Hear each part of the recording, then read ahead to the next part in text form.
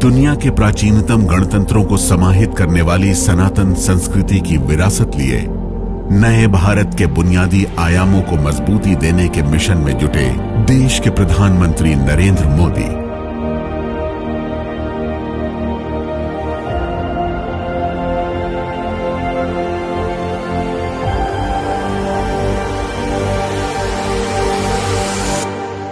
One nation one election.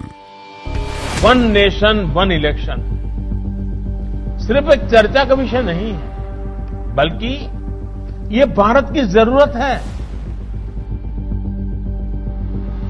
यानी एक ऐसी व्यवस्था जिसके तहत देश भर में लोकसभा, राज्यों की विधानसभा समेत स्थानीय निकायों के चुनाव एक ही समय पर कराए जाएं। इससे चुनाव के मद में होने वाले भारी भरकम सरकारी खर्च में कटौती होगी और उस धन का इस्तेमाल शिक्षा, स्वास्थ्य, सुरक्षा समेत आधारभूत निर्माण कार्यों में किया जा सकेगा। राजनीतिक तौर पर स्थिर माहौल न सिर्फ विकास कार्यों को आबाद गति की निरंतरता देगा, बल्कि 21वीं सदी में सफलता के पथ पर अग्रसर भारत प्रधानमंत्री मोदी की अगुवाई में वैश्विक चुनौतियों से निपटता हुआ अपने देश के करोड़ों युवाओं के लिए स्वर्णिम भविष्य के अपार अवसरों के द्वार भी खोलेगा। एक राष्ट्र एक चुनाव के सपने को साकार करने के लिए देश की सभी राजनीतिक पार्टियों को दलगत भावना से ऊपर उठकर संसद में इसके विभिन्न पहलुओं पर सकारात्मक चर्चा के जरिए आम सहमति बनानी होगी। क्या ये समय की मांग नहीं है?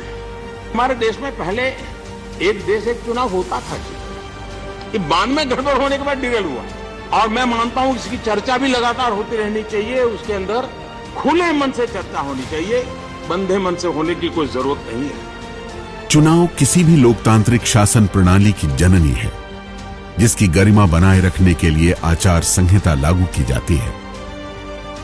इस अग्नि परीक्षा के दौरान सिस्टम की प्राथमिकता चुनावी प्रक्रिया के लिए जरूरी संसाधनों जैसे मैन पावर, लॉजिस्टिक चेन, सुरक्षा बलों की तैनाती और कानून व्यवस्था बनाए रखते हुए चुनाव संपन्न कराने की होती है। चुनाव आचार संहिता लागू रहने से सरकार के सामान्य कामकाज प्रभावित होते हैं और विकास कार्यों पर भी विराम लग जाता है। आजादी का अमृत महोत्सव मनाने वाली देश की मौजूदा युवा पीढ़ी के लिए यह बात कम दिलचस्प नहीं कि आजादी के शुरुआती 2 दशकों तक हुए देश और राज्यों के पहले 4 चुनाव एक साथ ही कराए गए, लेकिन बाद में सरकारों के समय से पूर्व हुए पतन से यह तारतम्य टूट गया। विधानसभा चुनाव के मामले में एक हद तक राज्य सरकारों को भंग कर लगे राष्ट्रपति शासन की भी भूमिका रही। कुछ लोग एक राष्ट्र एक चुनाव की संकल्पना पर सवाल उठाते हुए इसे राष्ट्रीय और क्षेत्रीय पार्टियों के असमान शक्ति संतुलन का हवाला दे संघीय ढांचे के लिए नुकसानदेह बताते हैं और क्षेत्रीय दलों के लिए खतरे की घंटी मानते हैं, जबकि भारतीय मतदाताओं की समझ शुरू से ही सवालों से परे रही है।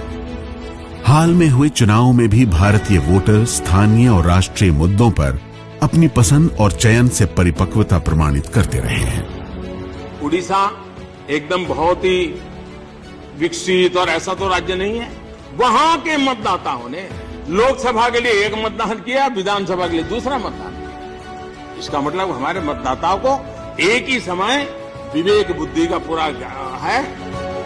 विभिन्नता में एकता हमारे लोकतंत्र की आत्मा है। बीते 1 दशक में मोदी सरकार कई बड़े सकारात्मक बदलाव लाने में सफल रही है, चाहे 3 तलाक का मामला हो या फिर धारा 370। देश भर में लागू एक जीएसटी कानून ने पुरानी जटिलताओं को खत्म कर दिया। स्वास्थ्य और सामाजिक सुरक्षा वाली योजनाएं पूरे देश में लाभकारी है।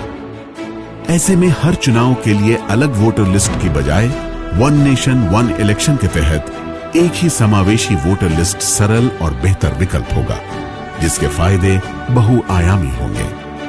चुनाव प्रचार के दौरान राजनीतिक बयानबाजी आम बात है। बार बार होने वाले चुनावों की वजह से राजनेताओं और राजनीतिक दलों के लिए सियासी माहौल को गरमाए रखना व्यवहारिक मजबूरी होती है और संवेदनशील मसलों पर फैसलों के प्रभावित होने की आशंका बनी रहती है। लेकिन मुझे बड़ा दर्द होता है कि जब एक राज्य का चुनाव हो रहा है और देश का प्रधानमंत्री उस राज्य में जाकर के किसी भी दल का उस मुख्यमंत्री के खिलाफ भाषण कर रहा है, देश कैसे चलेगा? अब मेरी मजबूरी है कि मुझे उस राज्य में जाकर के बोलना पड़ रहा है।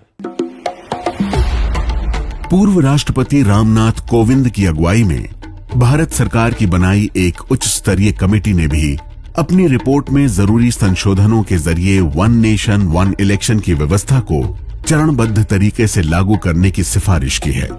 मार्च 2024 में आदरणीय राष्ट्रपति द्रौपदी मुर्मू को रिपोर्ट सौंप चुकी कमेटी ने एक साथ चुनाव कराने के प्रस्ताव पर सभी राजनीतिक दलों, विधि आयोग समेत विशेषज्ञों से सुझाव मांगे थे। तो आइए हम भारत के लोग नए भारत के नवनिर्माण में साझेदार बने।